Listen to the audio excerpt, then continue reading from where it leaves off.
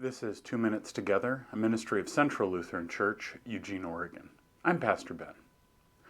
This week, we celebrate Reformation Sunday. And we celebrate it on this day because it's the closest day to October 31st, which is when Martin Luther nailed his 95 Theses up to the door of the church in Wittenberg in order to create a conversation leading to this Reformation. And our epistle text is from Romans chapter 3. And the reason we focus on Romans 3 is because this was the text for Luther that gave him this discovery that God was a God of grace.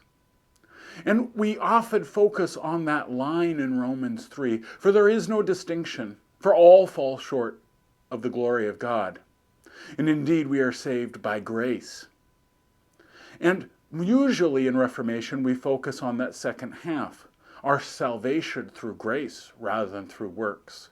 The freedom we have from the terrible burden of guilt that Luther felt. But I'd like to think briefly about that first bit.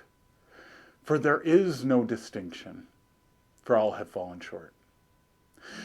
When Paul wrote the letter to Rome, the big question was actually about the distinction between members of the church, most specifically between those who were Jewish and those who were Gentiles, and the question of whether or not the Gentiles were able to be followers of Jesus the same way as those who were Jewish. And Paul writes to them, no one has a monopoly on God. There is no distinction.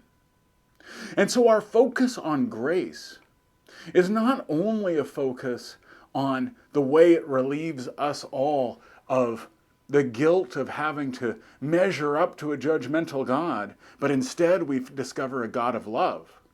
But it also has to do with the fact that we all together have that same God. There is no distinction. But of course there's distinctions. We're all different in certain ways. But it is saying that in the eyes of God, we are all saved by grace, by this gift given to us.